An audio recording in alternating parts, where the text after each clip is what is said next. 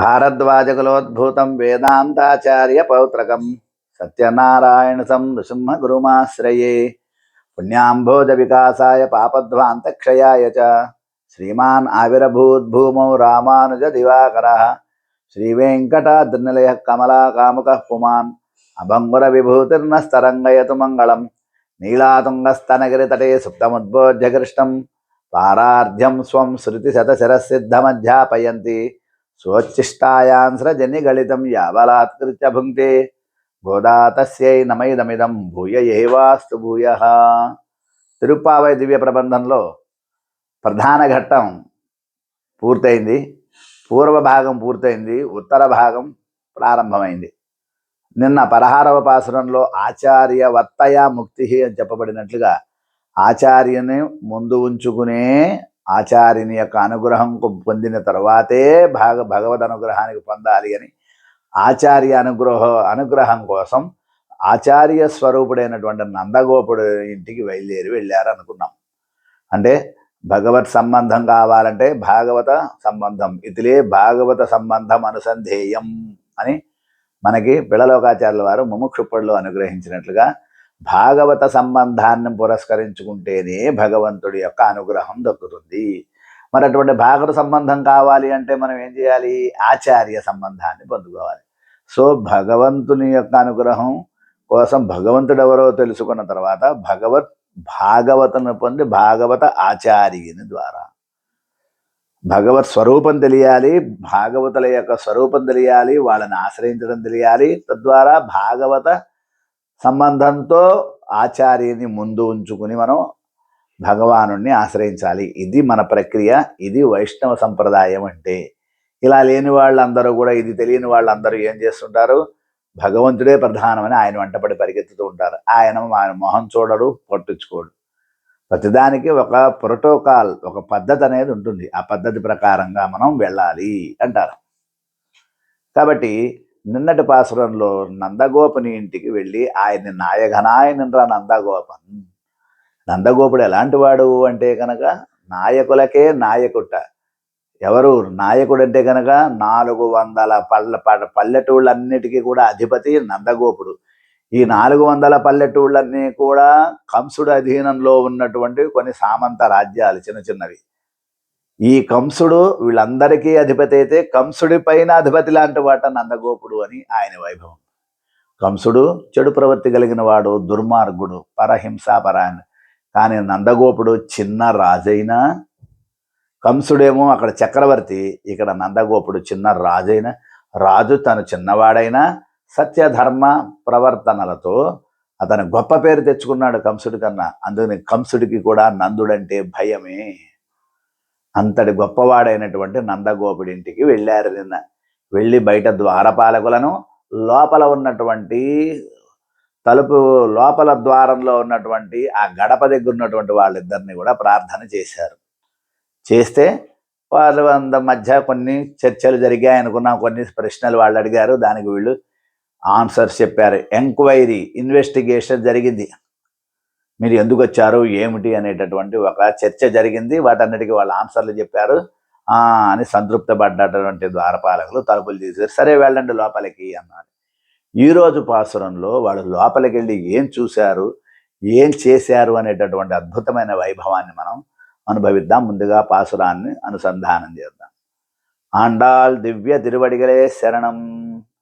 అంబరమే తన్నీరే సోరే அறம் செய்யம் எம்பெருமான் நந்தகோபாலாய எழுந்திராய். கொம்பனார்க்கெல்லாம் குலவிளக்கே எம்பெருமாட்டி யசோதாய் அறிவுராய். அம்பரம் ஊடறுத்து ஓங்கி உலகளந்த ஒம்பர் கோமானே உறங்காதெழுந்திராய். செம்பொற்கடலடி செல்வா பலதேவா உம்பியும் நீயும் உறங்கேலோரும் பாவாய். ஆண்டாள் திவ்ய திருவடிகளே சரணம். అంబరమే తన్నీరే సూరే అరం చెయ్యం ఎంబెరుగాన్ నందగోపాల ఎజిందిరాయ్. లోపల గదిలోకి వెళ్ళి చూశారట. ఇంట్లోకి వెళ్ళటానికి ప్రవేశించిన తర్వాత తలుపు తీసుకుని లోపలికి వెళ్తే అటు ఇటు 2 గదులు కనబడ్డాయిట. వీళ్ళేం చేశారు, వీళ్ళకి బుద్ధితో వచ్చిందని చెప్పి ఎడం పక్కన ఉన్నటువంటి గదిలోకి వెళ్ళి చూశారట. ఆ గదిలోకి వెళ్ళి చూస్తే, లోపలికి వెళ్ళి తలుపు తీసి చూస్తే ఏం చేస్తున్నారు? అందరూ పడుకుని నిద్రపోతున్నారు. పొద్దున్నే కదా వీళ్ళు, చలిలో పొద్దున్నే చీకటిలో బయలుదేరారు కదా. ఆ బయలుదేరి అక్కడ వెళ్ళడం చేత లోపల ఉన్నటువంటి వాళ్ళందరూ చూశారట. ఎలా ఉన్నారు వాళ్ళందరూ అంటే కనుక, ముందు నందగోపుడు పడుకున్నాడు, ఆ తర్వాత యశోద పడుకుంది, ఆ తర్వాత కృష్ణుడు పడుకున్నాడు, ఆ తర్వాత బలరాముడు పడుకున్నాడు. నందగోపుడు, యశోద, కృష్ణుడు, బలరాముడు, వీళ్ళ నలుగురు పడుకుని ఉన్నారట గదిలో. ముందు ఎవరిని లేపాలి? మనం ఎవరైనా ఇంటికి వెళ్ళినప్పుడు మీ ఇంట్లో పెద్దవాళ్ళు ఉంటే ఒకసారి పిలవండి అంటాం, చిన్నపిల్లలు కనబడితే. అందుకని మీ ఇంట్లో ఉండే చిన్నపిల్లలతో, ఆ ఇంట్లో ఉండే చిన్నపిల్లలతో మాట్లాడతాం. ఏం మాట్లాడతాం? ఇంట్లో ఉండే పెద్దవాళ్ళని పిలుస్తాం. కాబట్టి నందగోపుడు ఆ ఇంటికి పెద్దవాడు కాబట్టి ముందుగా నందగోపుడిని లేపుతున్నారు. ఎవరి నందగోపుడు ఎట్లాంటి వాడు అంటే కనుక ఆ రహస్యాన్ని మనకి తెలియజేస్తున్నారు. అంబరమే తన్నీరే శోరే అరంచయ్యం ఎంబెరుమాన్ నందగోపాలాయిందిరాయ్. ఈ పాసురంలో నందగోపుని యొక్క వైభవాన్ని చెప్తున్నారు. ఈ తిరుప్పావై దివ్య ప్రబంధం మొత్తంలో గోదాదేవి మామగారి యందు ఎక్కువ శ్రద్ధ కలిగి ఉన్నది. నీలాదేవి ఎట్లాగైతే గనక నందగోపుని విషయంలో శ్రద్ధ ఉందో, ఆమె కూడా, గోదాదేవి కూడా శ్రీకృష్ణునే పొందాలని తహతహలాడుతోంది కాబట్టి ఈమె కూడా నందుడే ఆరాధ్యుడయ్యాడట. కాబట్టి ఆ రహస్యాన్ని మనకి పాసురంలో మనకి చక్కగా తెలియజేస్తున్నారు. ఈ దివ్య ప్రబంధం మొత్తంలో 5 చోట్ల నందగోపుని యొక్క వైభవాన్ని కీర్తించింది గోదాదేవి. మొదటి పాసురంలో కూర్వేలు కొడిందొడ్ల నందగోపన్ కుమరన్ అని నందగోపుని ఒకసారి కీర్తించింది. ఆ తర్వాత 16వ పాసురంలో నాయఘనాయనింద్ర నందగోపన్ అని నిన్నటి పాసురంలో వచ్చింది. ఈరోజు పాసురంలో అంబరమే తన్నీరేశ్వరి అరంశయ్యం ఎంబెరుమాన్ నందగోపాల అని చెప్పబడింది. అది తర్వాత అట్లాగే తర్వాత రేపటి పాసురంలో కూడా 18వ పాసురంలో ఉందు మందగడెత్తను ఓడాద తోళ్ళు వలియన్ నందగోపాలన్ అన్నది. ఆ తర్వాత 21వ పాసురంలో కూడా నందగోపుడిని కీర్తించింది. కాబట్టి ఆ 21వ పాసురంలో ఏత్తక్కలంగా ఎదురుపొంగ మీదనప్ప మాతారే పాల్షర వళ్ళలు పెరుషం బతుకన్ ఆత్తపడైతాన్ మగనే అని ఆ విలక్షణమైనటువంటి వైభవం కలిగిన, పరాక్రమం కలిగినటువంటి నందగోపుని యొక్క కుమారుడు అని 5 సార్లు నందగోపుడిని కీర్తించింది. ఒకసారి పరాక్రమాన్ని కీర్తించింది, ఒకసారి సౌలభ్యాన్ని కీర్తించింది, ఒకసారి సౌశల్యాన్ని కీర్తించింది, మరొకసారి అతని యొక్క రాజరికాన్ని కీర్తించింది, ఒకసారి వాత్సల్యాన్ని కీర్తించింది. 5 కోణాలలో నందగోపుని యొక్క వైభవాన్ని మనకి గోదాదేవి కీర్తించింది అని చెప్తారు మనకి. కాబట్టి ఆ రకంగా అనటం వల్ల అంబరమే తన్నీరే శూరే అరంశయ్యం అన్నారు. అంబరమే తన్నీరే శూరే అరంశయ్యం. నందగోపుడు అంటే ఎవరు? రాజు. రాజు యొక్క స్వభావం ఏమిటి అంటే ప్రజలకి తిండి, బట్ట, నీరు, అదేవిధంగా ఉండటానికి చక్కని ఇల్లు, నివాసము అందరికీ అందాయో లేదో చూడటమే రాజు ధర్మం. మనం సాధారణంగా లోకంలో చెప్పుకునేటట్లుగా రోటీ, కపడా ఔర్ మకాన్ అనేటటువంటి పదాన్ని మనం చెప్తుంటారు హిందూలో. తినటానికి తిండి, హాయిగా ఉండటానికి ఇల్లు, తాగటానికి నీరు. ఇక్కడ అంబరమే తన్నీరే శూరే అని ఏవకారం చెప్పడం చేత ఈయనకి అసాధారణ ధర్మం అది అని తెలియజేస్తున్నారు మనకి వ్యాఖ్య. అంబరమే, అంబరం అంటే కనుక వస్త్రం, అంబరం అంటే కనుక కట్టుకోవటానికి వస్త్రం, తన్నీరు అంటే కనుక త్రాగటానికి నీరు, షోరే అంటే కనుక షోర్ అంటే కనుక అన్నం, తినటానికి అన్నం. ఇదే కదా మనుషులకు కావాల్సిన భూమి మీద. సంసారిகளై అవత్తై కొడుకు, సంసారిகளై అపేక్షితత్తై అవత్తై కొడుకు అంటారు మనకి పిల్లలోకాచార్యులు. సంసారులకి ఈ తిరుమంత్రం ఎవరికి ఏమేమి ఇస్తుంది అని చెప్పుకుంటూ వస్తూ, సంసారికులకు ఐశ్వర్య కైవల్య భగవల్లాభంగళై ఆశయపట్టవర్గలకు అవత్తై కొడుకు అంటారు. ఐశ్వర్యాదులు కావాల్సిన వాళ్ళకి, కైవల్యం కావాల్సినటువంటి వాళ్ళకి, భగవల్లాభం కావాల్సిన వాళ్ళకి, ఎవరెవరికి ఏం కావాలో అవన్నీ అందించేటటువంటిది తిరుమంత్రం అంటారు మనకి. కాబట్టి ఆ రకంగా నందగోపుడు కూడా ఇక్కడ ఎలాంటి వాడు అంటే కనుక ఆ తిరుమంత్రాన్ని చేతిలో పెట్టుకున్నటువంటి ఆచార్యుడు లాంటి వాడు నందగోపుడు అంటున్నారు. అందుకనే నందగోపుడు నాయఘనాయనంద్ర నందగోపన్ అని నిన్న పాసురంలో నందగోపుడిని ఆచార్యుడిగా తెలియజేసింది గోదాదేవి మనకి. ఆచార్యుడు ఏం చేస్తాడు? నిన్న మనం చెప్పుకున్నాం, ఆచార్యుడు శిష్యుని యొక్క ఆత్మకు కాపాడుతాట. శిష్యుడి ఆత్మ కాపాడాలంటే శరీరాన్ని కాపాడాలి. శరీరాన్ని కాపాడేయాలంటే శిష్యుడికి శరీరం కావాల్సినటువంటివన్నీ కూడా సమకూర్చాలి. అతనే నిజమైనటువంటి ఆచార్యుడు. ఇక్కడ ఒక ప్రస్తావన చెప్పుకోవచ్చు. మా నాయనగారు ఆంధ్రా డమ్మాళ్ళ వారు బాలవంచ స్వామి వారు దాసుని యొక్క చిరుప్రాయంలో బాల్యంలో ఉన్నప్పుడు కీర్తిమూర్తులు, న్యాయ వేదాంత విద్వాన్, అదేవిధంగా అనేక వేలాది మంది వైష్ణవ స్వాములందరికీ కూడా ఆచార్యులు, 7 జీయర్లకు ఆశ్రమాన్ని ఇచ్చినటువంటి మహానుభావులు తేకం గోపాలాచార్య స్వామి వారి యొక్క సన్నిధిలో, వారి యొక్క నడిగడ్డపాలెం ఆశ్రమంలో మా నాయనగారు అంతర్వేరి పాలవంచ స్వామి వారి దగ్గర భగవద్విషయ శ్రీభాష్య కాలక్షేపాన్ని అధ్యయనం చేశారు 4 సంవత్సరాల పాటు. అప్పటికే దాసుడు కూడా పుట్టడం చేత, దాసుడు అంటే మా కుటుంబంలో చాలా 8వ 9వ సంతానం. ఇంతమంది సంతానాన్ని పెట్టుకుని కూడా మా నాయనగారు ఈ భాష్య భగవద్విషయ కాలక్షేపాలను తెలుసుకోవడానికి నడిగడ్డపాలెం వెళ్ళేవారట. ఆచార్యులైనటువంటి గోపాలాచార్య స్వామివారు వీరికి ఇంతటి సంసారం, కుటుంబ భారం ఉంది, అయినప్పటికీ నేర్చుకోవడానికి వారు సిద్ధపడ్డారని చెప్పి వారికి ప్రతి నెల వారికి కుటుంబానికి కావాల్సినటువంటి కొంత గ్రాసం, పప్పులు, బియ్యము మొదలైనటువంటివి, అదేవిధంగా ప్రతి నెల ఒక 100 రూపాయలు, ఆ రోజుల్లోనే దాదాపు 45 ఏళ్ల క్రితం అయి ఉంటుంది.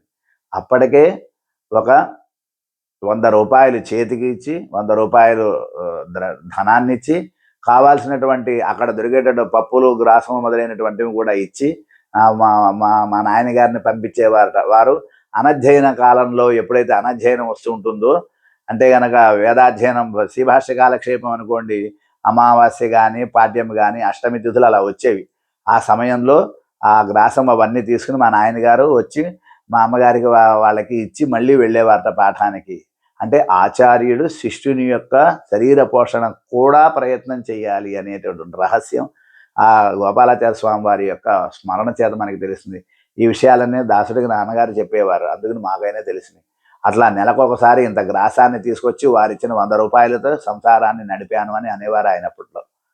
కాబట్టి ఆ రకంగా ఆచార్యుడు శిష్యుడికి కావాల్సినటువంటివి శారీరకమైన లౌకిక ప్రయోజనాలు కూడా ఇవ్వాలట. అటువంటి వైభవం కలిగినటువంటి వాడే ఆచార్యుడు. ఆ ఆచార్యుడే నందగోపుడు. కాబట్టి నందగోపుడు ఏం చేస్తున్నాడు? రాజుగా ఉన్నప్పుడు రాజ్యంలో ఉన్న వాళ్ళందరికీ తిండి, బట్ట, ఉండటానికి ఇల్లు అన్నీ ఏర్పాటు చేసినటువంటి మహానుభావుడు ఆ నందగోపుడు అనేటటువంటి రహస్యాన్ని మనం తెలుసుకోవాలి అంటున్నారు. కాబట్టి ఇక్కడ అన్నాన్ని దానం చేసేవాడు అనేటువంటి అర్థం.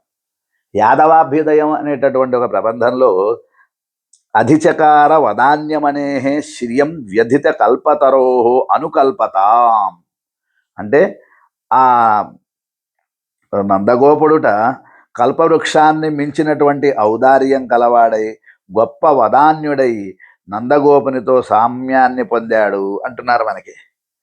నందగోపుట కల్పవృక్షం లాంటి వాట. కల్పవృక్షం కింద ఉండి ఏదనుకుంటే అది జరిగిపోతుంట. వదాన్యుడు అంటే కనుక ఎదుటి వారి యొక్క అవసరాలను ముందుగా తెలుసుకుని సహాయం చేసేవాడిని వదాన్యుడు అంటారు. ఇతనికి ఎంత కష్టం ఉన్నా కానీ పాపం ఇతను నాకన్నా పెద్ద కష్టంలో ఉన్నాడు, ఇతనికి మనం సహాయం చేస్తే పాపం అతను నాకన్నా కొంచెం ఉపయోగపడతాడు, అతను నాకన్నా కొంచెం లాభాన్ని పొందుతాడు అని తన లాభం కన్నా ఇతరుల లాభం కోసం ప్రయత్నించేవాడు వదాన్యుడుట. కాబట్టి అంతటి మంచి స్వభావం కలిగినటువంటి వాడు నందగోపుడు అని మనకి తెలియజేస్తారు అక్కడ. కాబట్టి అంతటి గొప్పవాడు కాబట్టే శ్రీకృష్ణుడు తనకి లభించినటువంటి ఒక విలక్షణ చింతామణి. అన్నమాచార్యుడు కూడా నా జీవితానికి నీవు ఒక చింతామణివి అని పాడాడట వెంకటేశ్వర స్వామి మీద అన్నమాచార్యుడు. అటువంటి చింతామణి లాంటి వాట శ్రీకృష్ణ పరమాత్మ నందగోపుడికి అంటున్నారు. ఈ ఆనందాన్ని పురస్కరించుకునే ఇంతటి ఆనందం శ్రీకృష్ణ పరమాత్మ అంతటి వాడు తనకి పుత్రుడుగా లభించాడనేటువంటి ఆనందంతో తాను ఆ ఊళ్ళో ఉండే వాళ్ళందరికీ అన్నము వస్త్రము దానం చేశాడు అని అనుకోకూడదు. ఆ రకంగా ప్రజలకి మంచి చెడు చూడటం అనేటటువంటిదే స్వభావంగా కలిగిన వాడు ఆయన. ఆచార్యుడు ఏం చేస్తాడు? ఆచార్యుడు తనను ఆశ్రయించినటువంటి శిష్యుడి విషయంలో తాను సర్వం సహా జ్ఞానాన్ని అందించడమే కాకుండా అతనికి కావాల్సినటువంటి లౌకిక ప్రయోజనాలను కూడా కొన్ని కొన్ని చేయగలిగే సామర్థ్యం కలిగి ఉంటాడట. అదిట ఆచార్యుని యొక్క గొప్పతనం అంటారు మనకి. కాబట్టి ఆచార్యవర్తయ ముక్తి, సదాచార్యుని ఆశ్రయించినట్లయితే ముక్తి ఎట్లాగూ సిద్ధమవుతుంది.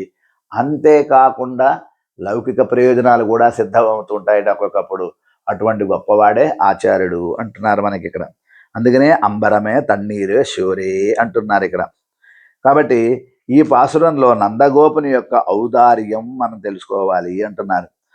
మనం సాధారణంగా ఇక్కడ మూడు దానాలుగా చెప్తున్నారు. వస్త్రం, అంబరం అంటే కనుక వస్త్రాన్ని ఇవ్వటం, అలాగే తీర్థం మంచి తాగటానికి మంచి నీరు ఇవ్వటము, అలాగే అంబరమే తన్నీరే శౌర్య తినటానికి అన్నం ఇవ్వటం, గ్రాసాన్ని ఇవ్వటం. ఈ మూడు గొప్ప దానాలు. అన్నదానం మహాదానం అంటారు. అన్ని దానాల్లోకెల్లా అన్నదానం గొప్పది అంటారు. కాబట్టి కారణగుణా కార్యే సంక్రమంతి అనేటటువంటి న్యాయాధారంగా కారణభూతుడైనటువంటి నందగోపుని వల్లనే కార్యభూతములైనటువంటి శ్రీకృష్ణుడికి ఇవన్నీ వచ్చాయి. కారణం నుంచే కార్యం వస్తుంది. కార్యంలోనికి కారణ సంబంధమైన గుణాలని కార్యంలోకి సంక్రమిస్తాయి అంటున్నారు. ఏదైనా ఒక కార్యం ఉందంటే ఆ కార్యానికి కారణం లేకుండా ఉండదు. ఆ కారణంలో ఉండేటటువంటి ఏవైతే లక్షణాల గుణాలు ఉన్నాయో అవే కార్యంలో బయటపడతాయిట. అట్లా కారణరూపుడైనటువంటి నందగోపుడు వల్ల అతనిలో ఉండే గుణాలు కార్యరూపుడైనటువంటి శ్రీకృష్ణులో కూడా ప్రతిబింబించాయి అంటున్నారు మనకి. కాబట్టి అంతటి వైశిష్ట్యం మనకి అంటున్నారు. మనకి పెరియాళ్ళవారి తిరుమషు దివ్య ప్రబంధంలో కూడా పెరియాళ్ళవార్లు మన్నర్ మరుగ మైతునన్ మార్కొరు తేరిన్ మేల్ మున్నంగు నిన్రు మోషై ఎజువిత్తవన్ అని 4లో 2లో 7వ పాసురంలో ప్రభువులందరూ కూడా ఇతన్ని జయించగలమా అని భయపడేటటువంటి భావమరుదులైనటువంటి పాండవుల కోసం రథం ఎక్కి ఆయన ఆనాడు వారుణాస్త్రంతో భూగర్భ జలాన్ని పైకి వచ్చేటట్లుగా చేశాడట. పాండవుల కోసం తాను రథాన్ని అధిరోహించి సారథ్యం చేస్తానని ఒప్పుకున్నాడట. మనకి పిల్లలోకాచార్యుల వారు ఏం తెలియజేస్తారు? ముముక్షుపడి దివ్య ప్రబంధంలో మహాభారతం యొక్క సారాంశం ఏంటంటే తూతుపోనవని ఏత్తం శల్లిగరదు. మహాభారతంలో ఏం చెప్పారు? దూతగా వెళ్ళినటువంటి ఆయన యొక్క వైభవం చెప్పబడింది అన్నారట. కాబట్టి ఆ ద్రౌపదికు ఆపత్తులే పుడవై సురిందదు తిరునామమిది.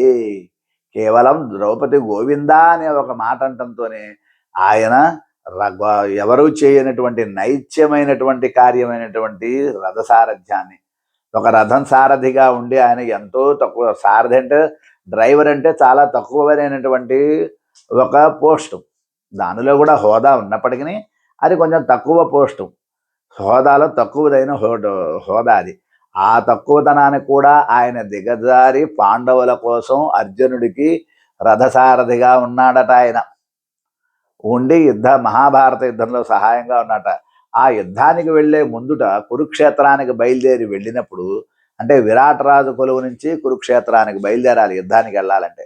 దాదాపు 120 కిలోమీటర్ల దూరం ఉంది ఇప్పుడు కురుక్షేత్రం నుంచి విరాట్ రాజు ఉండేటటువంటి చోటు. కాబట్టి అక్కడ నుంచి ఇక్కడికి రావాలి అంటే ఆ 120 కిలోమీటర్ల దారిలో గుర్రాలు కొంత దూరం వెళ్ళాక అలసటతో ఆగిపోతున్నాయట. ఎంత వాటిని నదిలిచ్చినా కదటం లేదుట.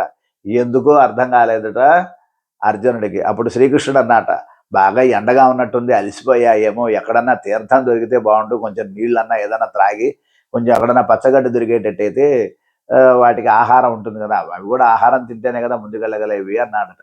అప్పుడు ఎలాగానే అక్కడెక్కడ నీళ్లు కూడా దొరికేటట్టు లేవు కదా అనుకుంటే శ్రీకృష్ణ పరమాత్మ ఒక చోటు చూపించి, ఇగో అక్కడ బాణంతో కొట్టు, మనకి పాతాళ గంగ పైకి వస్తుంది అన్నట. ఆ రకంగా శ్రీకృష్ణ పరమాత్మ ఆజ్ఞతే వారుణాస్త్రాన్ని ప్రయోగించిన అర్జునుడు అక్కడి నుంచి నీళ్లు ఉబికి వచ్చాయట. ఆ నీళ్ళని గుర్రాలకు త్రాగించాడట శ్రీకృష్ణ పరమాత్మ. ఆ రకంగా శ్రీకృష్ణ పరమాత్మ యొక్క ఆ వైభవం, నీళ్లు త్రాగించినటువంటి వైభవం అంటారు. కాబట్టి అశ్వాలకు దాహాన్ని తీర్చడమే కాకుండా పాండవుల యొక్క దాహాన్ని కూడా తీర్చాడట.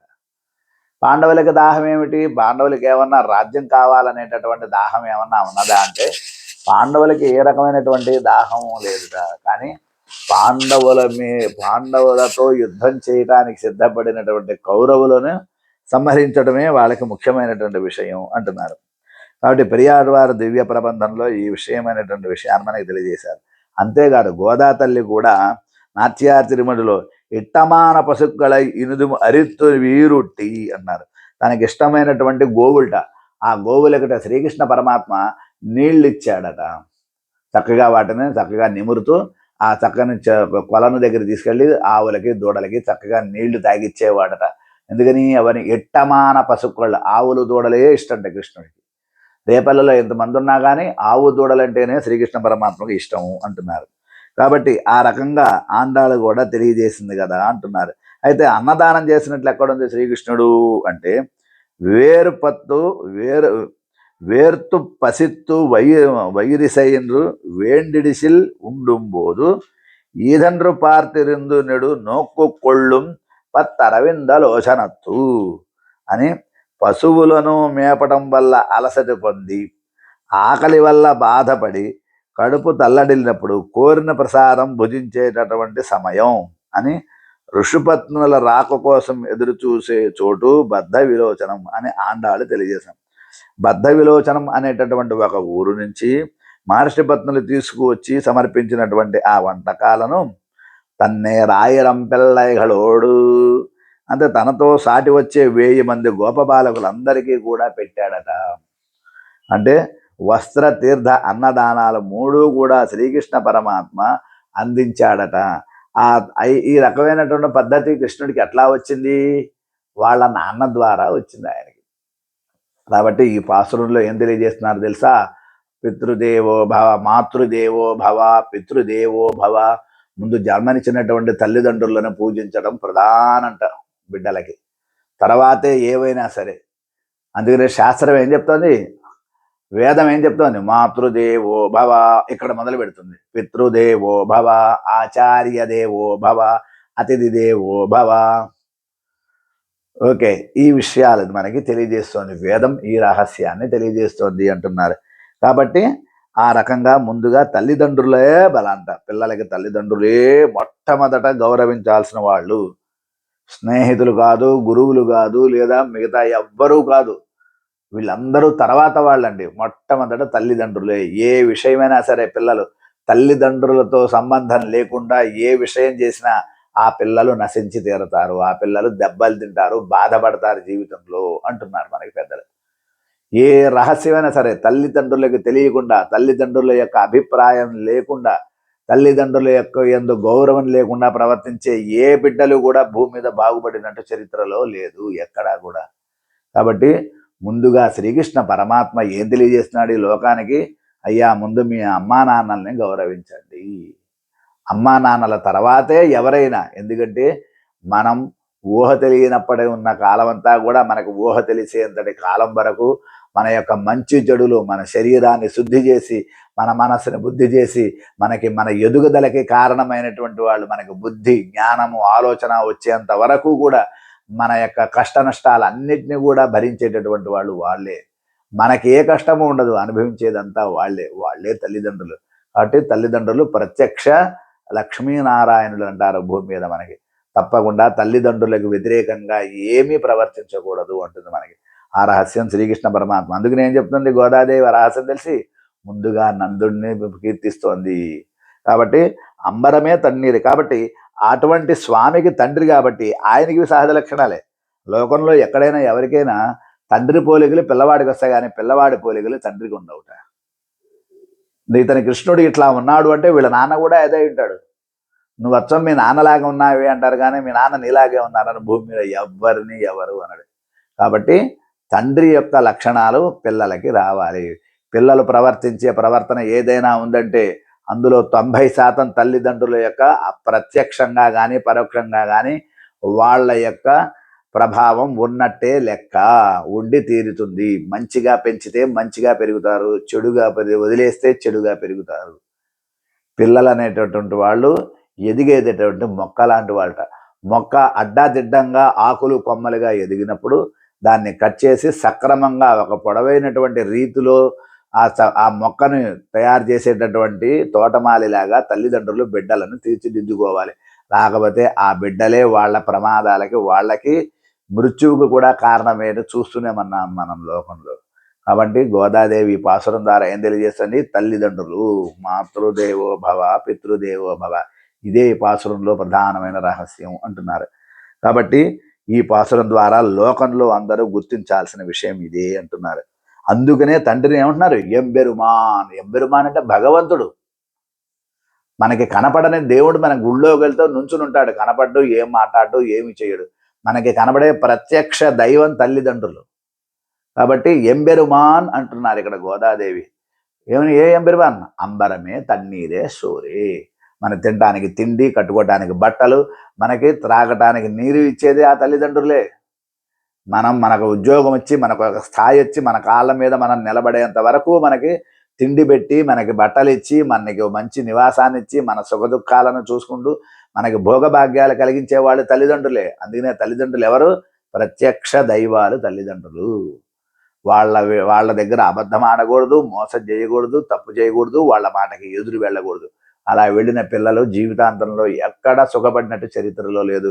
వాళ్ళ వ్యక్తిత్వం అన్నా పోతుంది, వాళ్ళన్నా పోతారు, వాళ్ళ విలువలన్నా పోతాయి.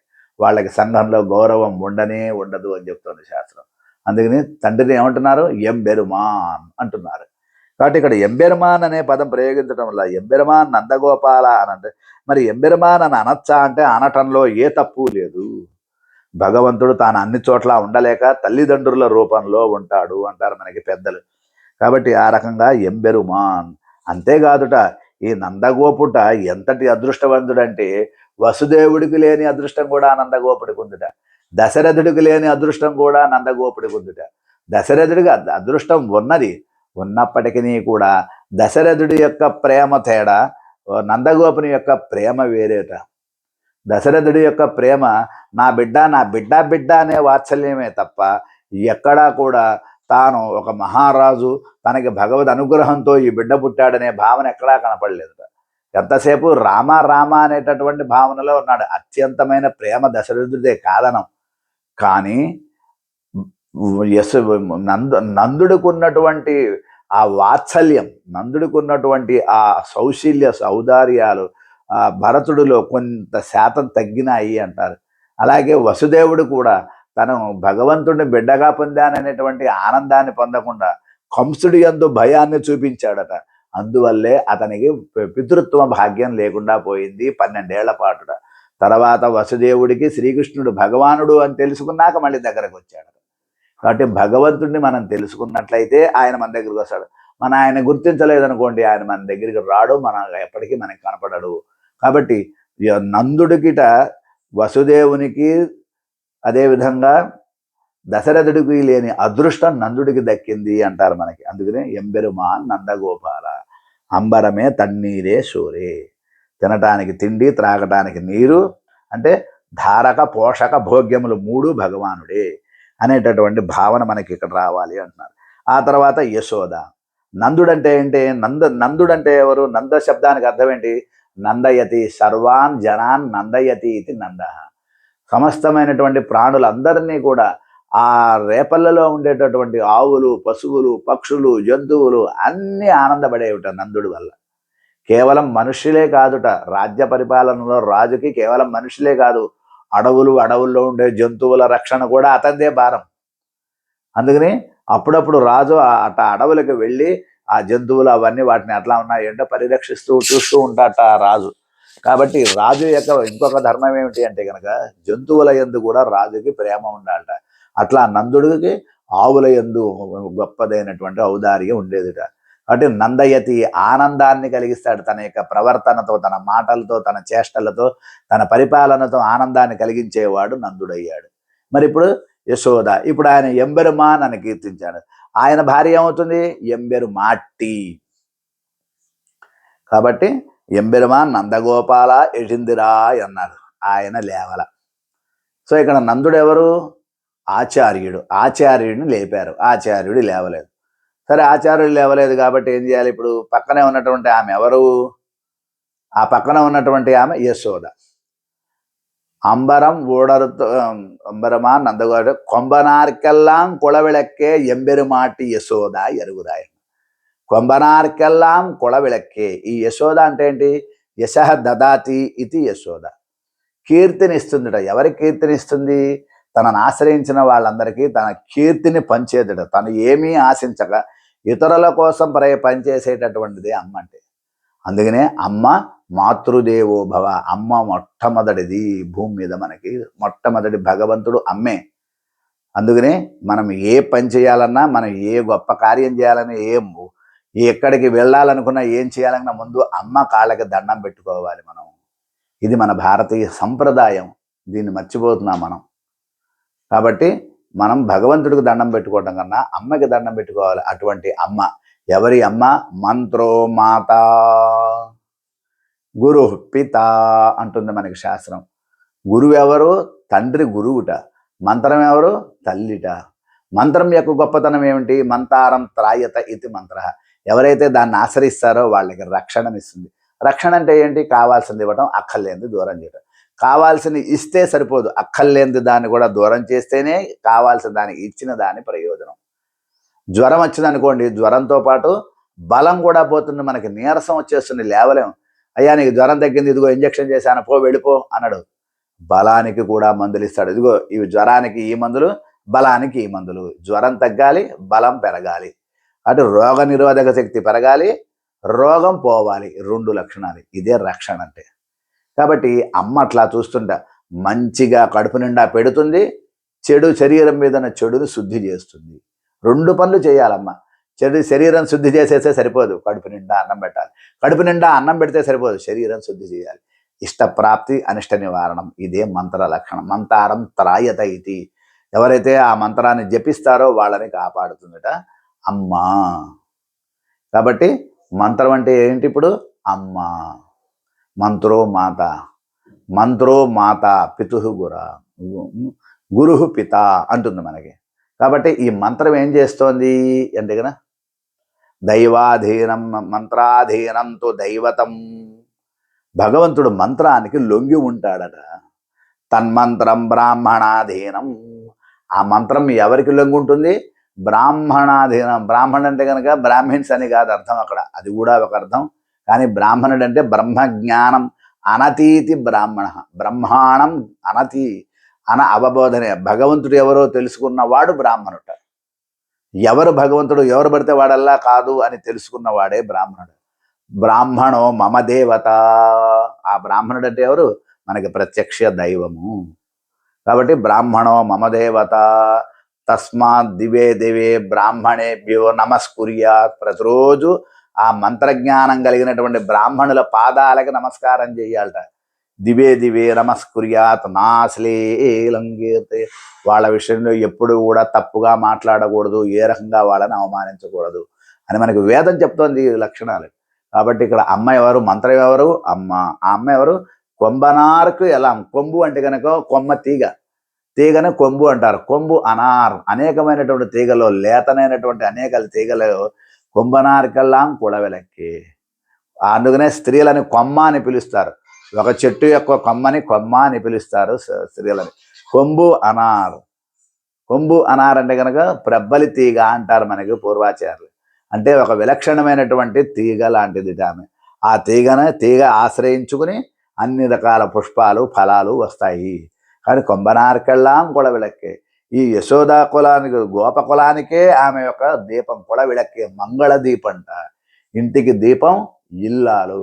ఆ రేపల్లెలో ఉన్నటువంటి స్త్రీలందరికీ నాయకురాలట ఈ యశోద. ఆ రేపల్లలో 5 లక్షల ఇళ్లలో ఉండేవాళ్ళు రోజు ఎవరో ఒకళ్ళు వచ్చి, ఆడవాళ్ళు ఆమెతో వచ్చి కూర్చుని ఏదో ఒక కబుర్లు చెబుతూ మాట్లాడుతూ వాళ్ళ సమస్యలు చెబుతూ ఉండేవాళ్ళట. అమ్మ కొంచెం సహాయం చేసి పెట్టమ్మా, ఆ సహాయం చేసి పెట్టమ్మా అని వాళ్ళ కుటుంబంలో ఉండే సమస్యలు చెప్తుంటే వాళ్ళ సమస్యలు తీర్చేదిట ఈవిడ. వాళ్ళకి ఏదైనా కావాలంటే ఆర్థిక సహాయం చేయటం, వాళ్ళకి పాళ్ళు పెరుగులు అలాంటివి ఏదైనా కావాలంటే చేయటం, వాళ్ళ ఇంట్లో ఏమైనా కనుక శుభకార్యాలు జరిగితే ఈవిడ ముందెళ్ళి నుంచోవటం, వాళ్ళకి ఏదైనా కష్టం కలిగితే ఆ కష్టాన్ని ఈవిడ వెళ్ళి తీర్చడం, అట్లా చేసేదిట యశోద. యశః దదాతి ఇది యశోద. ఎవరికి? భర్తకి, ఇంటికి, కుటుంబానికి కూడా కీర్తిని తెచ్చేదే యశోదట. ఈ యశోద సీతాపిరాట్టి లాంటిది అంట. స్నుషా దశరథస్యాహం అని ఆనాడు సీతమ్మ ఉత్తమ ఇల్లాలుగా ఎలా చెప్పబడిందో, అదేవిధంగా 7 పతివ్రతలైనటువంటి 7 ఋషుల యొక్క భార్యలకి ప్రతీక ఈ యశోదాదేవి అంటున్నారు. కాబట్టి భార్య యొక్క లక్షణం ఏంటి? భర్త యొక్క పరువు ప్రతిష్టలని నిలబెట్టటంట. భర్త కొంత పరువు ప్రతిష్టలుగా ఉంటుంటట. ఆ పరువు ప్రతిష్టల్ని లోకంలో ప్రకాశింపజేస్తుందట. ఈవిడ దీపంట. భర్త యొక్క పరువు ప్రతిష్టలు, భర్త కుటుంబం యొక్క గౌరవ ప్రతిష్టల్ని లోకంలో ప్రకాశింపజేస్తుందట. ఆమెట నిజమైనటువంటి కోడలు. ఈ నందగోపుని యొక్క కుటుంబానికి ఉన్నటువంటి ఈవిడ మొత్తం రేపల్లలో ఉండే స్త్రీలందరికీ మంగళదీపం లాంటిది ఆవిడ. కులవిళక్కే. అందుకని ఆమెను ఎంబెరుమాటి అమ్మగారు. ఆయన అయ్యగారు అయితే ఈవిడ అమ్మగారు అవుతుందట. కాబట్టి ఆయన స్వామి అయితే ఈవిడ స్వామిని అవుతుందట. అటువంటి కొంబనార్కెల్లాం కులవిళక్కే ఎంబెరుమాటి అంటున్నారు. అటువంటి వైలక్షణ్యం కలిగినటువంటి గోదాదేవి అన్నారు. కొంబు అనార్ అంటున్నారు. అంటే ప్రబ్బలి తీగ అంటే మృదువైనటువంటి మధ్య భాగాన్ని కలిగినటువంటి గోపిక అంటున్నారు. కాబట్టి కొమ్మ అంటే స్త్రీవాచకంట. అయితే ఈమెకున్నటువంటి గొప్పతనం ఎట్లాంటిదో తెలుసా అంటే, దేవకికి కానీ ఒక కౌసల్య కానీ దక్కనటువంటి అదృష్టంట. ఈమెకు దక్కినటువంటి అదృష్టంలో కొంత భాగం ఆమె ఎవరు? కైకేయికి దక్కిందిట. రాముణ్ణి అడవులకు పంపించినటువంటి కైకేయికి దక్కిందిట కొంత అదృష్టం. కానీ కౌశల్యకి దక్కలేదడి. అంతసేపు కైకేయి దగ్గరే తిరిగాడు. కైకేయే అన్నం పెట్టడం, పెంచడం, పెరగడం అంతా కూడా కైకేయే చేసుకుందిట. కౌశల్య మాత్రం కన్న తల్లి మాత్రమే. కానీ ఈవిడ పెద్ద తాయి, పెంచిన తల్లి లాంటిదిట కైకేయి. అంత అదృష్టం ఆమెకు. ఇంత అదృష్టం ఎలా ఉంది అంటే యశోదకు కూడా అంతకన్నా గొప్ప అదృష్టంత. 12 ఏళ్ల పాటు శ్రీకృష్ణుని యొక్క ఆ బాల్య వైభవాలను అనుభవించినటువంటి అదృష్టం యశోదది అంటున్నారు. కాబట్టి అంతటి గొప్పది ఆమె అంటున్నారు. ஞாலத்து புத்திரனை பெத்தார் నంగై మీర్ నానే మత్తారు మిల్లై అంటున్నారు. అంటే అందమైనటువంటి ఓ స్త్రీలారా, ఈ భూమిలో పుత్రులను పొందినటువంటి అదృష్టమైనటువంటి తల్లిని నేనే అంటున్నాను. అద్భుతమైనటువంటి పుత్రులు నా దగ్గర ఉన్నారు. కాబట్టి పిల్లలు తల్లిదండ్రుల యొక్క పరువు ప్రతిష్టలకి తార్కాణాలట. పిల్లలు సరిగ్గా ప్రవర్తించకుండా చెడు ప్రవర్తన అయితే అది తల్లిదండ్రులకే కొడుతుంది ఆ ఎఫెక్ట్ అంతా కూడా. ఏ పిల్లవాడైనా ఏ పిల్లైనా సరిగ్గా లోకంలో మంచి పేరు లేదు అంటే వాళ్ళు ఫస్ట్ మాట్లాడేది వాళ్ళ అమ్మా నాన్నల్ని. మీ ఎవరు? మీ తల్లిదండ్రులు. అసలు మీ పేరెంట్స్ కూడా ఇలాగే ఉంటారు. ఇలాంటి వాళ్ళ మీ పేరెంట్స్ ఎవరు? అసలు మీ పేరెంట్స్ ఏమన్నా అసలు చూస్తున్నారా లేదా అని మాట్లాడతారట తల్లిదండ్రులు ఫస్ట్ మాట్లాడేది. కాబట్టి పిల్లలు జాగ్రత్తగా బుద్ధి ఒళ్ళు దగ్గర పెట్టుకుని మంచిగా ప్రవర్తించాలి. లేకపోతే మనం చేసే ప్రతి ప్రవర్తన తల్లిదండ్రులకు ఎఫెక్ట్ అవుతూ ఉంటుంది. వాళ్ళ కొడుతుంది ఆ ప్రభావం. కాబట్టి మనం పిల్లలు పెద్దవాళ్ళు అయిన తర్వాత తల్లిదండ్రుల పేరు ప్రతిష్టల్ని పెంచాలి, ఇనుబడించేటటువంటిగా ఉండాలట. కాబట్టి శ్రీకృష్ణుడి వల్ల యశోద యొక్క యశస్సు ఇంకా డబల్ ట్రిపుల్ అయి పెరిగింది అంటున్నారు మనకి ఇక్కడ పెరియాళ్ళవార్లు. ఏమంటున్నారు చూడండి ఇంకోసారి. ஞாலத்து புத்திரனை பெத்தார் నంగై మీర్. లోకంలో ఉండేటటువంటి స్త్రీలారా, మీరందరూ గొప్పవాళ్ళు ఏదో అనుకుంటున్నారు. మీ అందరికీ ఆస్తి ఐశ్వర్యాలు సంపదలు ఉండొచ్చుగాక. నాకున్న సంపద ఏమిటో తెలుసా? ఆనందకోటి బ్రహ్మాండ నాయకుడైనటువంటి స్వామి నాకు పుత్రుడిగా పుట్టాడు. నాకున్న అదృష్టం ఎవరు లేదు అని ఆ తల్లి భుజాలు ఎగరేసుకుని తిరిగిందిట. కాబట్టి తల్లిదండ్రుల యొక్క ఆనందానికి హేతువులుగా పిల్లలు పెరగాలి తప్ప తల్లిదండ్రులకి అవమానకరంగా పిల్లలు పెరగకూడదు. అలాంటి పిల్లలను ఉన్నా లేకపోయినా ఒకటే అంటుంది మనకి శాస్త్రం. కాబట్టి అంతటి అదృష్టం శ్రీకృష్ణ పరమాత్మ వల్ల దక్కిందిట. అందుకని ఆమెను అంటున్నారు అన్నారు. అంతేకాదు దేవకీదేవి కూడా బాధపడిందట. తిరువిలేనొండ్రుం పెత్తిలేన్ ఎల్లాన్ దైవనంగై యశోదై పెత్తాళే. దేవకీదేవి కూడా అబ్బాబ్బా ఏం అదృష్టం అండి ఆ యశోదకి అదృష్టం. నేను పొందలేకపోయానే, నేను కన్నాను కానీ అదృష్టం నాకు దక్కలేదే అని కడుపు పిసుక్కుందిట దేవకీదేవి. అంతటి అదృష్టవంతురాలట. అందుకని ఆమె ఎంబెరు మాట్టి అమ్మగారైంది యశోదాదేవి అంటున్నారు. కులవిళక్కే ఆయరు కొలత్తనిల్ తోన్றும் మణివిళక్కై. మణివిళక్క ఆయరు కొలత్తనిల్ తోన్றும். గోపకులానికి అందరికీ ఒక దీపం లాంటిదిట.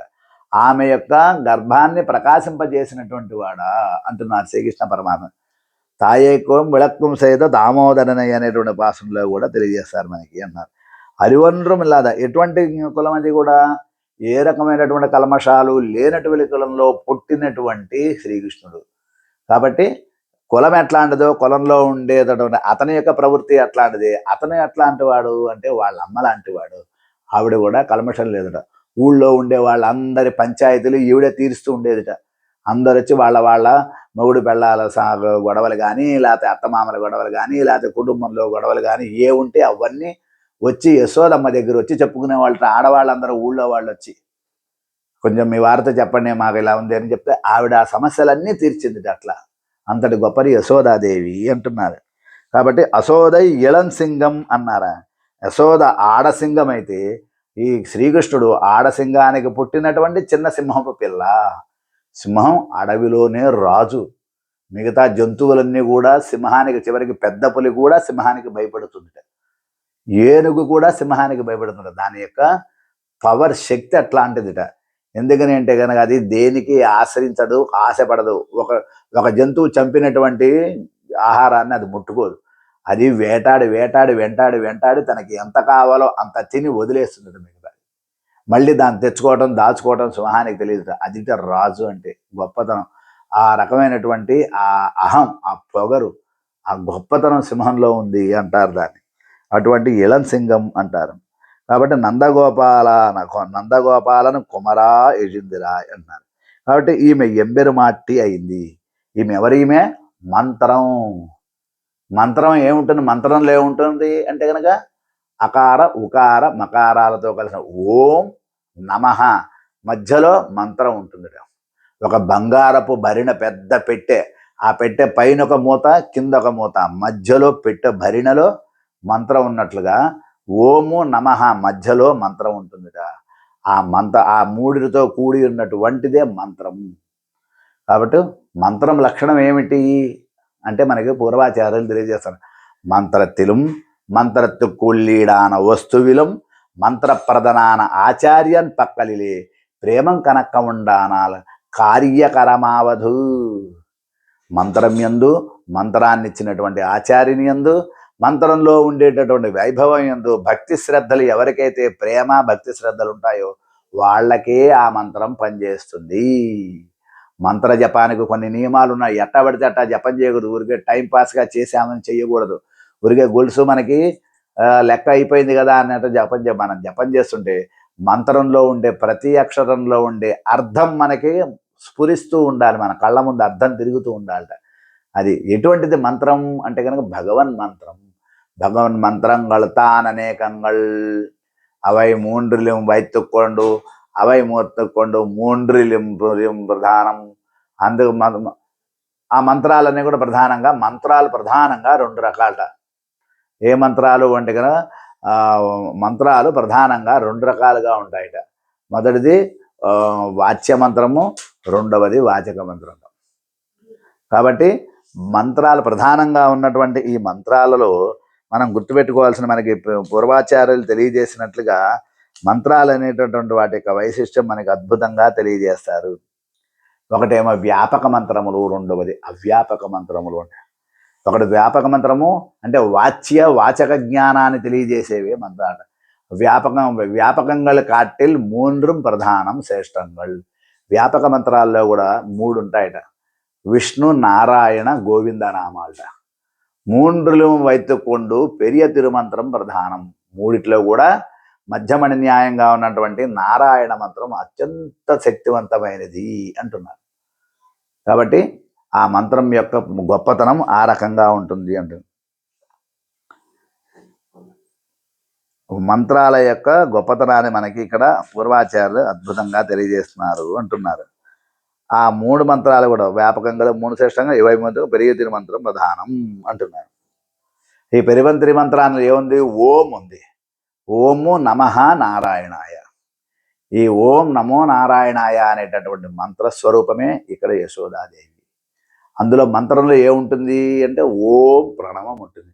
ప్రణవం ఏం చెప్తోంది? అకార ఉకార మకార ఇతి తాను ఏకధా సమభరతది ఏతదోమితి. కాబట్టి వేదం అంతా కూడా చిలిగితే 3 వేదాల 3 వేదத்திலும் 3 అర్థத்தை சொல்லுகிறது. 3 వేదాల నుంచి 3 అక్షరాలు బయటకు వచ్చాయిట. అకార అయన్రం ఉయన్రం మయన్రం 3 తాజైలే 3టిని చక్కగా కలిపి తీసేసే ప్రణవం ఇతిల్ ప్రణవార్థం సొల్లిగరదు. ఈ 3 ప్రణవాన్ని తెలియజేస్తున్నాయిట. అకారార్థో విష్ణు జగదుదయ రక్షా ప్రళయకృత్, మకారార్థో జీవ తదుపకరణం వైష్ణవమిదం, ఉకారో అనన్యార్హం నియమయతి సంబంధమనయో. ఉకారవాచ్యురాలైనటువంటి అమ్మ.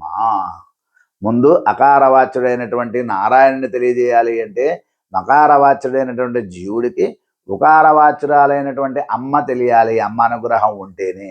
ఎందుకని అమ్మ ఏం చేస్తోంది? వాత్సల్యంతో బిడ్డకు పాలిస్తూ ఉంటుంది, వాల్లభ్యంతో భర్త యొక్క ప్రేమను పొందుతూ ఉంటుందట. ఇటేమో అనురక్తి, ఇటేమో బిడ్డ యందు ప్రేమ, రెండింటిని ఒకేసారి చూపిస్తుందట తల్లి.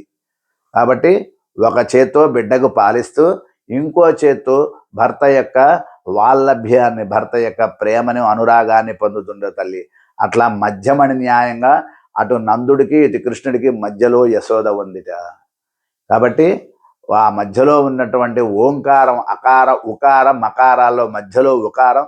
ఉకారో అనన్యార్హం. ఇటు భక్తుడికేమో భగవంతుడిని చూపిస్తూ భక్తుడిని అనుగ్రహించమని భగవంతుడు చెబుతుంది, భగవంతుడిని ఆశ్రయించరా అని భక్తుడికి చెబుతుందట. అంటే శ్రియత ఇతి శ్రీహి, శృణాతీతి శ్రీహి, శృణోతీతి శ్రీహి అని ఆయనను ఆశ్రయించేటట్టుగా జీవుణ్ణి చేస్తుంది, అతనిని కాపాడేటట్టుగా పరమాత్మని తీర్చిదిద్దుతుంది. అతని బాధలేమో భగవంతుడికి తెలియజేస్తుంది, భగవంతుని యొక్క అనుగ్రహాన్ని భక్తుడికి చేరవేస్తుందట. అంటే భక్తుడికి మధ్యలో అనుసంధానం అమ్మ. కాబట్టి అటువంటి అమ్మ ఈనాడు యశోదాదేవి అంటున్నారు. కాబట్టి ప్రణవంలో ఉన్నటువంటి ఉకారం ఏం చేస్తోంది? ఈ అకార మకారముల రెండిటికి కూడా అనుసంధానంగా ఉండి వాళ్ళిద్దరిని మధ్యవర్తిగా ఉండి పురుషకారభూతురాలుగా ఉండి వాళ్ళిద్దరిని ఒకటి చేస్తుంది. వీళ్ళిద్దరి యొక్క సంబంధానికి బలిష్టమైనటువంటి కారణం అమ్మ. కాబట్టి శ్రీకృష్ణుడికి వాళ్ళ అమ్మ అంటేనే ఇష్టం. వాళ్ళ నాన్న ఏదన్నా అంటానికి వస్తే వాళ్ళ అమ్మ వెనకాల దాక్కుంటాడట. కాబట్టి యశోదను చూసి నందుడు కూడా కృష్ణుడు ఏమనేది కాదుట. కృష్ణుడిని తను ఏమన్నా అనాలన్నా కూడా తన యొక్క సౌశీల్యాన్ని ప్రదర్శించి శ్రీకృష్ణుడు వాళ్ళ అమ్మ దగ్గర అనురాగాన్ని పొందేవాడు అంటారు మనకి. కాబట్టి అంతటి వైభవం కలిగినటువంటి ఆమె ఎట్లాంటిది, అటువంటి గొప్పతనం కలిగినటువంటిది ఆమె అంటున్నారు. ఆ తర్వాత ఆమె కూడా లేవదాం. ఒంబరకోమానే వరంగాదిరా. సరే, పక్కనే కృష్ణుడు ఉన్నాడు. కృష్ణుడు చూశారు. ఒంబరకోమ నిత్యసూరులకు అధిపతి, సదా పశ్యంతి సూరయ అని ఆ పరమపదంలో నిత్యసూరుల చేత, అనంతకోటి నిత్యసూరుల చేత నిరంతరం ధ్యానం చేయబడేటటువంటి ఆ పరమాత్మ ఒంబరకోమాన్ నిత్యసూరులకు అధిపతి ఆయన.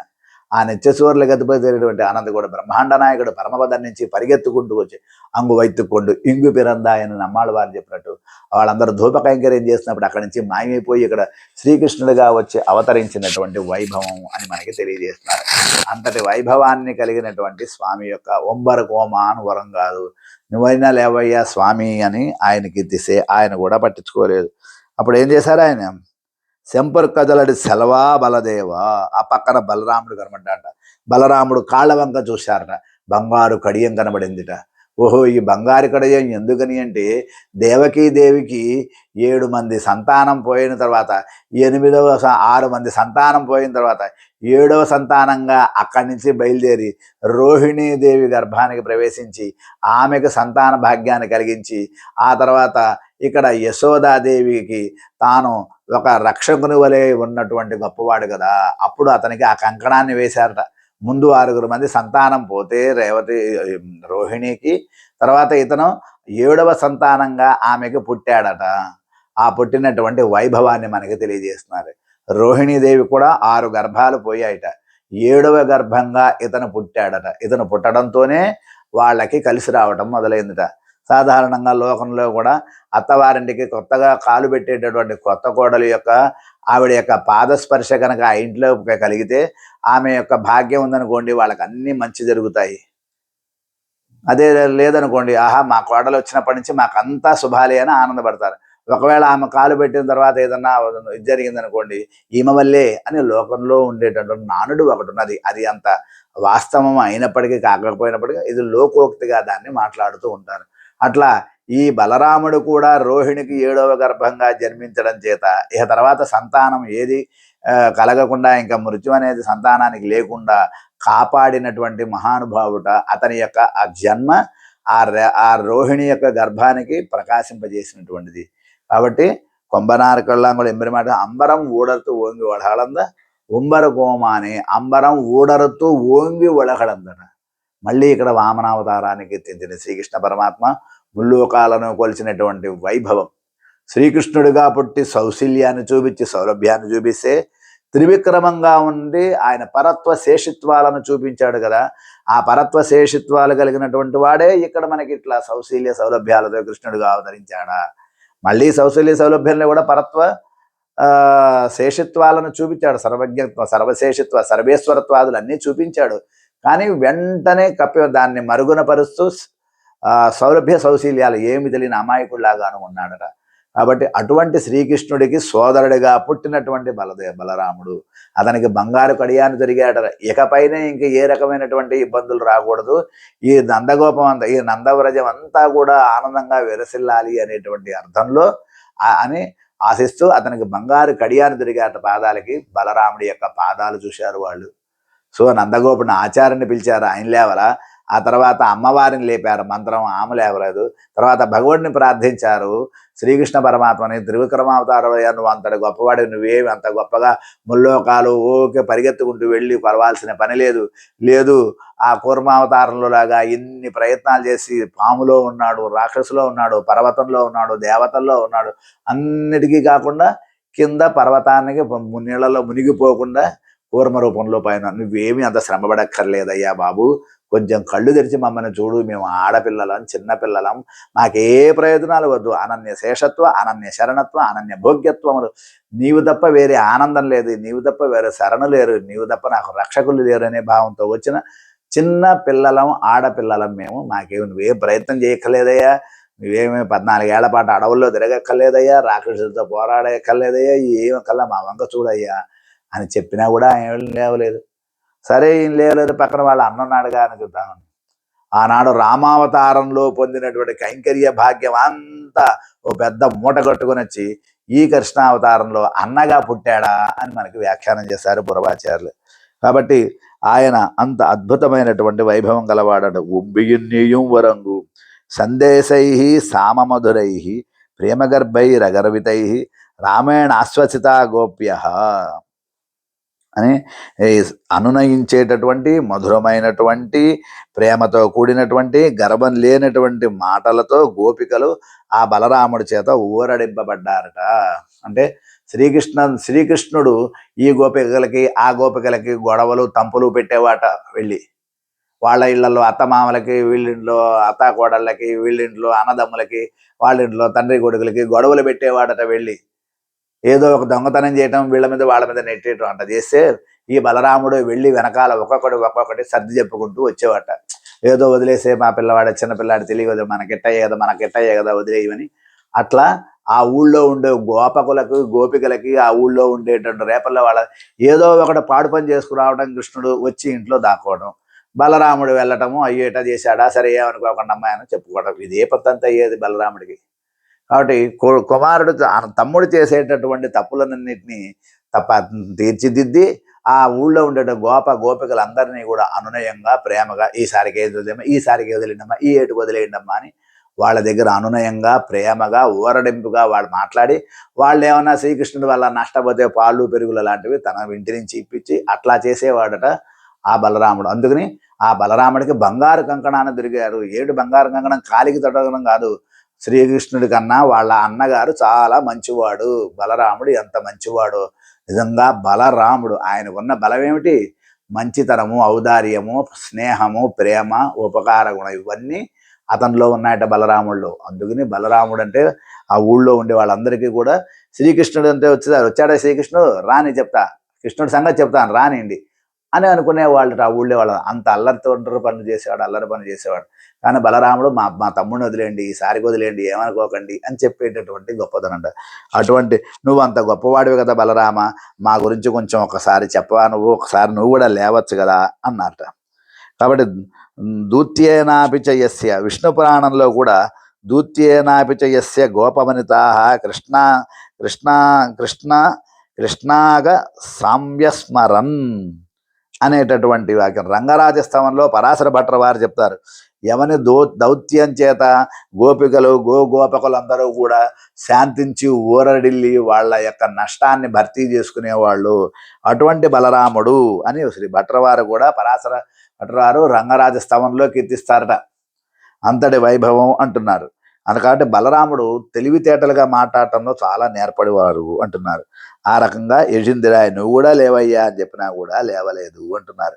కాబట్టి ఇక్కడ క్రమంగా ఆచార్యుడు మన తర్వాత తిరుమంత్రం, ఆ తర్వాత తిరుమంత్రార్థ సారమైనటువంటి బలరాముడు, ఆచార్యుడు, తిరుమంత్రం, మంత్రంలో చెప్పబడినటువంటి నారాయణ పదం అర్థం సారభూతమైనటువంటి బలరాముడు. ఈ నలుగురిని లేపారట. నలుగురిని లేపినా ఎవరూ లేవలేదు అంటున్నారు. ఇక్కడ మనకి ఉండుం జోరుం పరుగుం నీరుం తిన్నిం వెత్తిలెయ్యం ఎల్లాం కండనని నమ్మాళ్ళ వాళ్ళు చెప్పినట్టు తినడానికి తిండి, పడుకోవటం, తాగడానికి నీరు, పడుకోవటానికి వసతి ఏదైతే అవన్నీ భగవానుడే. ఇక్కడ అంబరం అంటే ఆకాశం. ఆకాశోహ వై నామరూపయోర్ నిర్వహిత. ఆకాశాద్ వాయురగ్ని అని చెప్పబడినట్టు అన్నిటికీ ఆకాశం మూలంట. ఆ ఆకాశం ఆకాశ శబ్దవాచ్యుట. ఓకే, ఆకాశ స్థల్లింగాత్ అని మనకి బ్రహ్మసూత్రాల్లో కూడా శ్రీభాష్యంలో బ్రహ్మసూత్రాల వ్యాఖ్యానానికి భగవద్రామాను ఆకాశ శబ్దవాచ్యుడు నామ భగవానుడే. ఏష ఆకాశో నామరూపయోర్ నిర్వహిత అని మనకి చెప్పబడినటువంటి ఉపనిషద్ వాక్యంలో కూడా ఆకాశ శబ్దవాచ్యుడు భగవానుడే అని చెప్పబడుతుంది. కాబట్టి ఆకాశ స్వరూపుడైనటువంటి భగవానుడు అని అంబరం అనే శబ్దానికి ఆకాశం అని కూడా చెప్తుంది మనకి శాస్త్రం అంటున్నారు. కాబట్టి ఆ రకంగా ఆకాశ స్వరూపుడు కూడా స్వామి. వస్త్రం అంటే కనుక శరీర రక్షణ వస్త్రం అంటారు. కాబట్టి మనకి ఆనాడు గోపికలకి ఎన్ని వస్త్రాలు ఇచ్చాడో కదా స్వామి, అట్లా లోకంలో అందరికి కూడా వస్త్రాలను ఇచ్చేటటువంటి స్వామి. మాకు కావాల్సిన వస్త్రం ఏమిటి అంటే కనుక ఇదే మనకి ప్రధానమైనటువంటి ఆ స్వామి యొక్క దివ్యమంగళ విగ్రహ స్వరూప దర్శనం. ఇదే మనకి కావాల్సినటువంటి రక్షణ. వస్త్రం ఏం చేస్తుంది? శరీరాన్ని రక్షిస్తుంది. అట్లాగే మనకి రక్షణ ఏమిటి? మంత్రమే రక్షణ అంటున్నారు.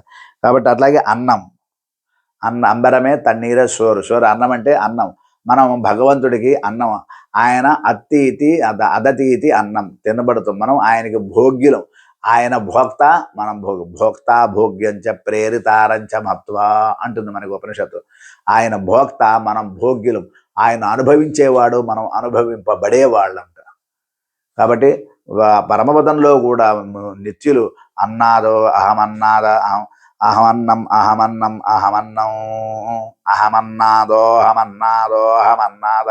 నన్ను తిను నేను అన్నాన్ని నన్ను తిను అని కీర్తిస్తుంటారు. అట్లా తింటం అంటే ఏమిటి? అన్నంలే తింటం అని కాదు, అనుభవించడం, భోగ్యత్వం. పరమాత్మ యొక్క దివ్యమంగళ విగ్రహాన్ని, ఆయన యొక్క దివ్యమంగళ విగ్రహాన్ని, అదేవిధంగా ఆయన యొక్క కళ్యాణ గుణాలను అనుభవిస్తూ ఉంటారట అన్ని కోణాలలో.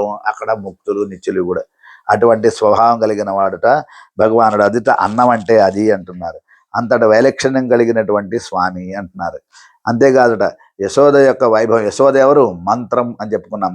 పెరియ తిరుమంత్రం. ఇదిలి పెరియ తిరుమంత్రం ప్రధానం అంటున్నారు.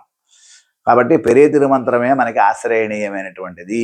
అది కాబట్టి ఓం నమో నారాయణాయేతి నామస్తి వాగస్తి వశవర్తిని తథాపి పతంతి నరకే లోకే ఏకిమద్భుతం. కాబట్టి నారాయణ అనే నామం ఉంది, నోరు బాగా పనిచేస్తుంది, కానీ నరకాల్లో పడిపోతున్నారు జనాలు. ఏం ఆశ్చర్యం అని చెప్తారట మనకి. కాబట్టి ఓం నమో నారాయణాయేతి చతురాన్ని అమృతాక్షరాన్ని. నారాయణ అనేటువంటి 4 అక్షరాలతోనే మనకి మోక్షం సిద్ధిస్తుంది. అందుకనే మనకి తప్త చక్రాంచనాలు చేసే సమయంలో మంత్రో యాగ తాప పుండ్ర తథా నామ మంత్రో యాగ. కాబట్టి మంత్రం అంటే అష్టాక్షరీ మంత్రం అంటున్నారు. కాబట్టి ఆ అష్టాక్షరీ మంత్రంలో ఉండే వైభవాన్ని మనం తెలుసుకోవాలి అంటున్నారు. తిరుమంగయాళ్వార్లు కూడా తిరునడుందాండక అనే దివ్య ప్రబంధంలో మందిరత్తాల మరవాదుండ్రం వాడుదిహేల్ పరమంత్రమైనటువంటి భగవాను యొక్క తిరుమంత్రాన్ని నిరంతరం అనుభవించాలి. మంత్రాలలోకల్లా రాజుట మంత్రరాజం. ఏమిటి మంత్రరాజ్యం అంటే కనుక తిరుమంత్రం. ఓం నమో నారాయణాయ. 6 ఏళ్ల పిల్లాడికి తెలిసింది మా తిరుమంత్రం ఏమిటో. చదువులలోని సారమెల్లా చదివితి తండ్రి అని ఆ తిరుమంత్రాన్ని కడుపులో ఉన్నప్పుడే, తల్లి కడుపులో ఉన్నప్పుడే తెలుసుకున్నాడు. ప్రహ్లాదుడికి అర్థమైంది. కానీ ఇన్ని చదువులు, ఇన్ని సంస్కారాలు ఉన్న మనుషులకి ఏమాత్రం తెలియట్లా, ఏ మంత్రాన్ని ఆశ్రయించాలో తెలియదు. ఆ రహస్యాన్ని మనకి ఇక్కడ తెలియజేస్తున్నారు. కాబట్టి ఈ రకంగా ఆ తిరుమంత్రం యొక్క వైభవాన్ని మనకి తెలియజేస్తున్నారు అంటున్నారు. కాబట్టి తిరుమంగయాళ్ళ వారు నరియారు కడిమై, ఎవరు నీ దాసులు అంటే కనుక తిరుమంత్రాన్ని పొందినటువంటి నీ మన దాసులకి దాసులుగా ఉండాలి అని తిరుమంగయాళ్ళ వారు పెరిగి తిరుమడి దివ్య ప్రబంధంలో తెలియజేసినట్లుగా తిరుమంత్ర జ్ఞానాన్ని అమ్మని ఆశ్రయిస్తే అన్ని పనులు అయిపోతాయి. ఇంట్లో నాన్నని ఆశ్రయించడం కన్నా అమ్మని ఆశ్రయిస్తే అన్ని పనులు. ఎటువంటిదిమే సీతా తల్లి లాంటి ఔదార్యం కలిగిందిట. నకశ్చిన్నాపరాధ్యతి. హనుమంతుడు ఈ రాక్షస స్త్రీలందరూ కూడా మనం సంహరిద్దామమ్మా, వీళ్ళందరూ నేను బాధపెట్టారు అని అంటే రావణాసురుడు సంహారానంతరం ఓన్లే హనుమ వదిలేద్దాంలే, వాళ్ళందరూ ఆ రాజు చెప్పింది చేశారు కానీ నా మీద వ్యతిరేకత చేయలేదు, తప్పు చేయని వాళ్ళు ఎవరు వదిలేసేయి అని ఔదార్యం కలిగినటువంటిదే స్త్రీ. ఆ స్త్రీ రత్నం ఈ తిరుమంత్రం. ఎన్ని మంత్రాలు చదువుకున్నా కానీ ఈ మంత్రం నేర్చుకోకపోతే ఏ మంత్రము చదవనట్టే లెక్క. ఎంత విద్యలు నేర్చుకున్నా, ఎంత గొప్ప పండితుడైనా, ఎంత గొప్పవాడైనా సరే తిరు అష్టాక్షరిని ఆశ్రయించకపోతే వాడికి నివృత్తి లేదు, వాడికి ఏ రకమైన ప్రయోజనం ఉండదు అని ఈ తిరుమంత్రార్థ వైభవాన్ని మనకి యశోదా తల్లి ద్వారా మనకి తెలియజేశారు. సరే, వీళ్ళ నలుగురిని లేపినా లేవలా, ఏం జరిగిందో తెలియదు, ఏదో తప్పు చేశాం అని గోపికలకి బాధగలరు. ఆ తప్పేమిటి అనేటువంటిది రేపటి పాసంలో మనకి తెలియజేస్తారు. ఆండాల్ దివ్య తిరువడిகளே శరణం.